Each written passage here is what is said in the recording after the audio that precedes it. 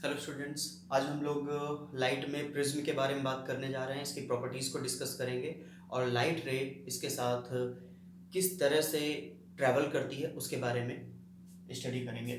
चलिए थोड़ा सा प्रिज्म के बारे में जान लेते हैं। वैसे मैं आपको बता दूं कि जो प्रिज्म होता है वो आपका प्लास्टिक, ग्लास, फ्लोराइड, इन तीन सब्सटेंस से बनाया जाता है। ये एक 3D स्ट्रक्चर होता है जो किसी दो बेस के बीच में रेक्टेंगल के थ्रू जुड़े हुए होते हैं। देख लेते हैं, जैसे कि मान लें कि ये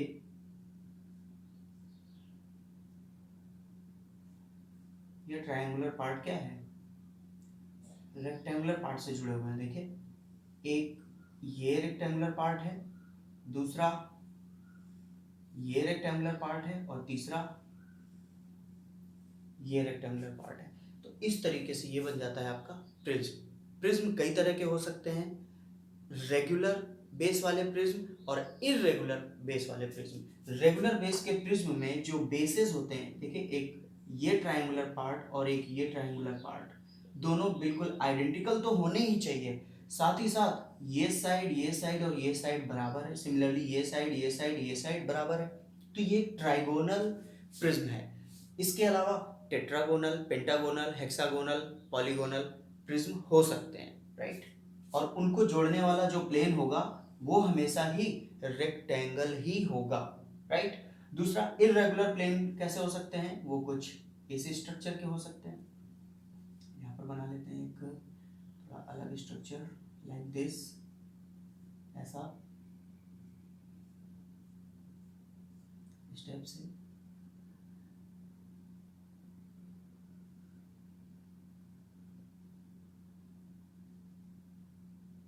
ये वाला इससे। अब यहाँ देखिए, ये एक स्क्वायर पार्ट हो गया इसका, एक ये वाला स्क्वायर पार्ट हो गया इसका, ठीक है। एक यहाँ से ऐसा ये स्क्वायर पार्ट हो रहा है और एक ये स्क्वायर पार्ट आ रहा है। तो इस तरीके से ये 5 अलग अलग स्क्वायर से मिलकर बनेगा। लेकिन अब यहाँ गारंटी नहीं कि ये साइड ये साइड ये साइड ये साइड और ये साइड चारों सभी बराबर हो। तो जब ये बेस की साइड्स बराबर नहीं होंगी तो वो कहलाएगा इरेगुलर प्रिज्म या इरेगुलर प्लेन वाला प्रिज्म। और जब तीनों साइड्स, चारों साइड्स, पांचों साइड, 6 साइड सभी की सभी बराबर हो तो वो कहलाएगा रेगुलर बेस प्रिज्म। अंडरस्टूड है। चलिए अब हम बात करते हैं अपने उस प्रिज्म की जो हमारे कोर्स में कनेक्टेड है।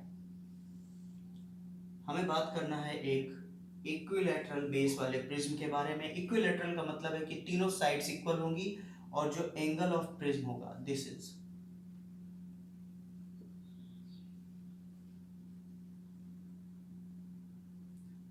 Angle is known as angle of prism, जो कि तीनों सेम होंगे, राइट। अब देखते हैं, यहां से कोई लाइट रे आ रही है, सपोज वो आकर यहां पर टकराती है। तो जैसे ही लाइट रे यहाँ पर टकराएगी तो इस जगह पर इस लाइन के परपेंडिकुलर तो एक लाइन ड्रॉ करनी पड़ेगी मुझे, जो कि मेरा नॉर्मल है। This is normal. तो नॉर्मल और इंसिडेंट रे, इन दोनों के बीच में जो एंगल बनेगा वो बन जाएगा angle I, which is known as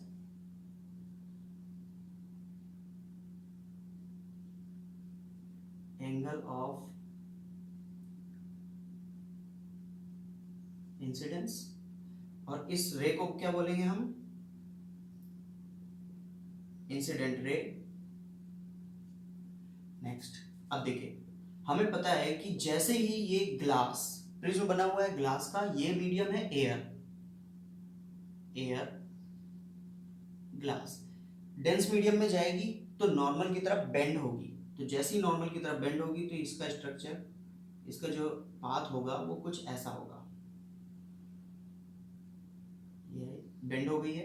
अब ये इस पाथ से जाते हुए इस पार्ट को टच करेगी आके यहाँ पर। अब ध्यान दीजिएगा, ये वाली जो रे है ये कहलाएगी, इस पॉइंट के बाद हो गया रिफ्रैक्शन, रिफ्रैक्टेड रे, राइट। अब इस पॉइंट पर देखते हैं, तो ये वाला एंगल क्या बनेगा, एंगल ऑफ रिफ्रैक्शन।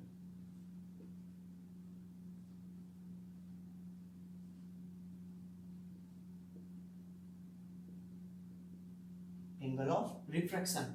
अब ये लाइट रे जब इस पार्ट को टच करेगी तो यहां पर भी एक नॉर्मल बनेगा।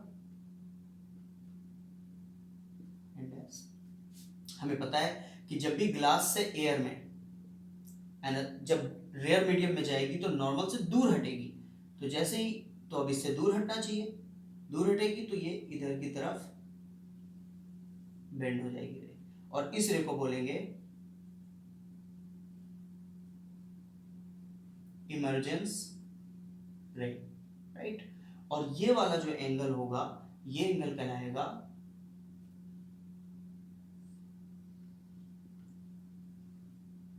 Angle of emergence. ओके, अब जरा देखते हैं, ये लाइट रे अगर रिफ्रैक्ट नहीं होती तो ये कहां जाती, ये सीधा इधर जा रही होती। ओके, और ये लाइट रे असल में हमें आती हुई कहां से लग रही है, इधर से। तो जहां पर ये दोनों एक दूसरे को क्रॉस कर रही हैं, जिस जगह एक दूसरे को क्रॉस कर रही हैं, तो ये जो एंगल बनेगा डेल्टा, ये एंगल होगा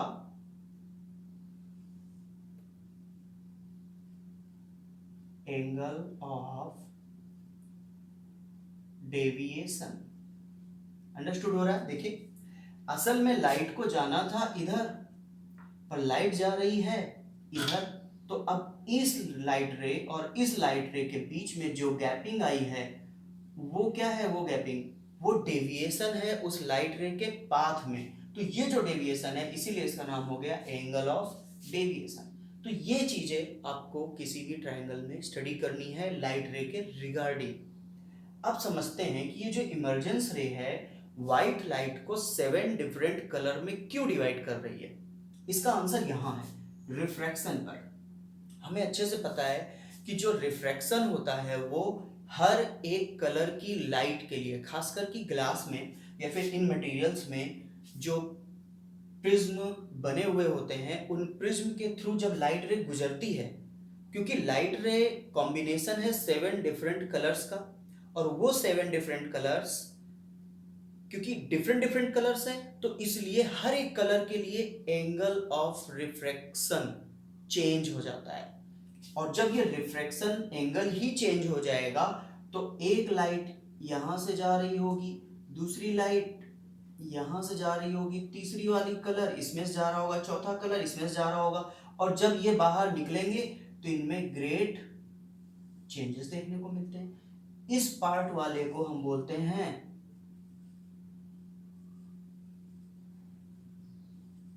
डिस्पर्सन। क्यों? क्योंकि white light is dispersed into 7 different colour, और उन 7 डिफरेंट कलर में डिस्पर्स होने का कारण कौन है, रिफ्रैक्शन।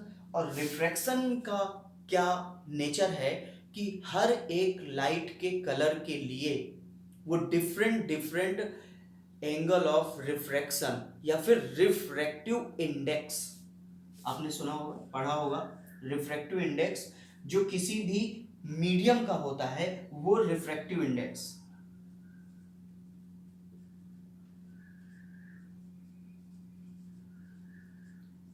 हर एक कलर के लिए डिफरेंट होता है। तो जब different different refractive index feel करेंगे हर एक कलर, क्योंकि ये लाइट रे क्या है, जस्ट कॉम्बिनेशन है, एक फिजिकल कॉम्बिनेशन है, केमिकली जुड़े नहीं हुए हैं, फिजिकल कॉम्बिनेशन है। तो फिजिकल कॉम्बिनेशन के कारण जैसे ही वो उनमें रिफ्रैक्शन होगा तो रिफ्रैक्शन में हर एक light colour different different refractive index feel करेगा। किसी के लिए 1.5 होगा तो किसी के लिए 1.51 होगा, किसी के लिए 1.52 होगा। तो जब डिफरेंट डिफरेंट रिफ्रैक्टिव इंडेक्स होगा तो उनमें रिफ्रैक्शन भी डिफरेंट एंगल में होगा, और क्योंकि एंगल ही चेंज हो जाएगा अगर हर कलर का, तो हर एक कलर अपने पर्टिकुलर एंगल पर बेंड हो जाएगा। तो क्योंकि वो हर कलर अपने अपने एंगल में बेंड है तो इस तरीके से क्या बन जाएगा, आपको V I B G Y O R, आपको विबग्योर मिल जाएगा। ठीक है, यानी कि रेड कलर में रिफ्रैक्टिव इंडेक्स कम फील हो रहा है तो वो कम रिफ्रैक्ट हो रहा है, वायलेट कलर में ज़्यादा फील हो रहा है तो वो ज़्यादा रिफ्रैक्ट हो रहा है। तो जो रेड कलर है वो आपका ऊपर आ जाएगा और वायलेट कलर सबसे नीचे, यानी कि एंगल ऑफ डेविएशन देखिए, वायलेट कलर के लिए जो एंगल है वो ये है एंगल ऑफ डेविएशन, और जो रेड कलर है उसके लिए एंगल ऑफ डेविएशन ये है। तो angle of deviation for red colour is less and angle of deviation for violet colour is much. तो आप अच्छे से अब प्रिज्म समझ चुके हैं, राइट। चलिए अब अगला टॉपिक हम लोग लाइट के एंड में करने वाले हैं, कुछ न्यूमेरिकल स्टडी करेंगे हम लोग, राइट। Okay, bye bye.